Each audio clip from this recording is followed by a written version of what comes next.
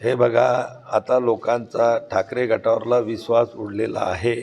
हे लोकांना कळून चुकलेलं आहे की बाळासाहेबांच्या विचाराची खरी शिवसेना ही सन्माननीय एकनाथराव शिंदेसाहेब यांच्या नेतृत्वात त्या ठिकाणी आपलं काम करत आहे. आणि बाळासाहेबांनी जो पक्ष स्थापन केला होता त्या पक्षाचे शिवसेना नावाचे 4 अक्षर हे आज आमच्यासोबत आहेत. बाळासाहेबांनी निवडलेली धनुष्यबाण ही निशाणी आमच्यासोबत आहेत. बाळासाहेबांचे कट्टर हिंदुत्ववादी विचार आमच्यासोबत आहेत. आणि बाळासाहेबांना जी लोकांसाठी कार्य करण्याची प्रणाली अपेक्षित होती त्या पद्धतीनं आमचे मुख्य नेते आदरणीय एकनाथराव शिंदेसाहेब असतील, आमचे सगळे मंत्री आमदार असतील, जिल्ह्यापासून तर गाव पातळीपर्यंतचे सगळे पदाधिकारी असतील, त्या पद्धतीनं आम्ही काम करतो आहे.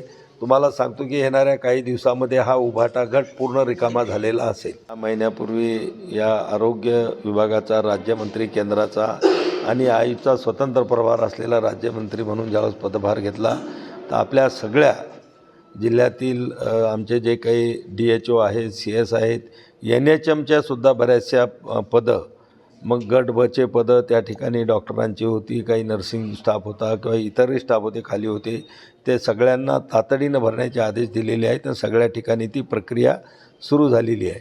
काल परवासुद्धा मी आणि आता आपले प्रकाशजी आंबेडकर म्हणून जे आपले आरोग्यमंत्री आहेत महाराष्ट्र राज्याचे, ते मी मुंबईला आढावा बैठक त्या ठिकाणी घेतली.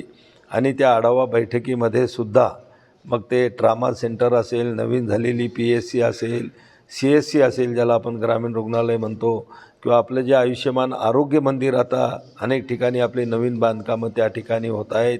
या ठिकाणी सुद्धा डॉक्टर आणि सगळा स्टाफ उपस्थित असला पाहिजे.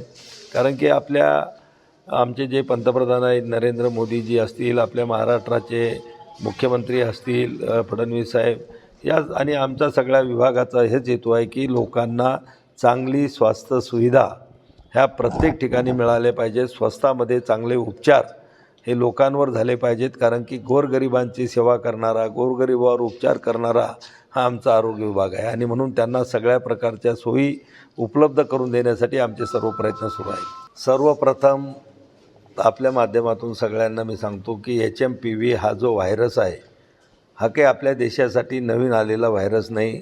याचा पहिला रुग्ण आपल्या देशामध्ये 2001ला डिटेक्ट झालेला होता. आणि हा आजार जो आहे किंवा हा व्हायरस जो आहे तो साधारण थंडीच्या दिवसामध्ये ज्या लोकांमध्ये इम्युनिटी कमी आहे, जसं की लहान बाळ असतील, लहान मुलं असतील किंवा वयस्कर वृद्ध माणसं असतील, यांच्यामध्ये त्या ठिकाणी तो आढळतो.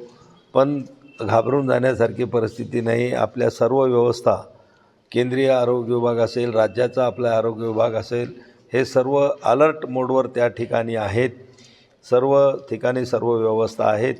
आणि जे काही रुग्ण आतापर्यंत सापडले त्यातल्या बऱ्यापैकी रुग्णांना डिस्चार्जसुद्धा झालेला आहे, दुरुस्तसुद्धा झालेले आहेत.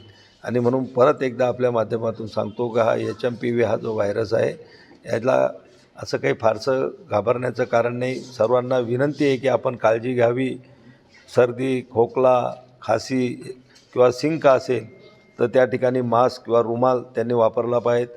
हात वारंवार धुतले पाहिजेत. सॅनिटायझरचा वापर केला पाहिजे. एवढ्या प्राथमिक हे जरी घेतले, आपण काळजी घेतली तर आपण याच्यापासून बऱ्यापैकी बचाव करू शकतो. जे आजार मोठ्या प्रमाणात नागरिकांना बळावलेले आहेत अशा पद्धतीनं केस आणायचे. हे बघा, हे सगळं खारपान पट्ट्यात किंवा ज्या गावामध्ये क्षारयुक्त पाणी असतं त्या गावाबद्दल आपण बोलतात, तर याची मोठ्या प्रमाणामध्ये काळजी केंद्र आणि राज्य सरकारनं या 10 वर्षामध्ये घेतलेली आहे.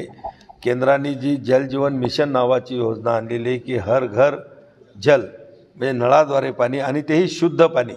तुम्ही पाहत असाल अनेक गावामध्ये आता ट्रीटमेंट प्लॅन्ट चालू आहेत.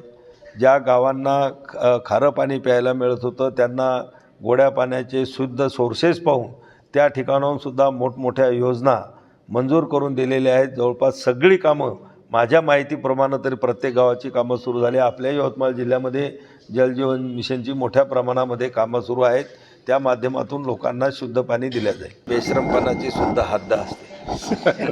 ज्या फडणवीसाला तू राहशील किंवा मी राहील, फडणवीस साहेबांना फडतूस हा शब्द त्या ठिकाणी वापरायचा, टोकाच्या आरोप त्या ठिकाणी या लोकांनी केले आणि स्वार्थासाठी पुन्हा लागून चालन करतायत. खरं म्हणजे हेच बाळासाहेबाच्या विचारसरणीमध्ये न बसणारं आहे. आणि हे ज्यावेळेस चित्र लोक पाहतात त्यावेळेसच लोक आता तो पक्ष उभाटा गट सोडून आज शिवसेना असेल, भारतीय जनता पक्ष असेल किंवा इतर पक्षाकडं ते लोक आपण मोठ्या प्रमाणामध्ये जाताना त्यांचा कल दिसतो. एबीपी माझा, उघडा डोळे बघा नीट.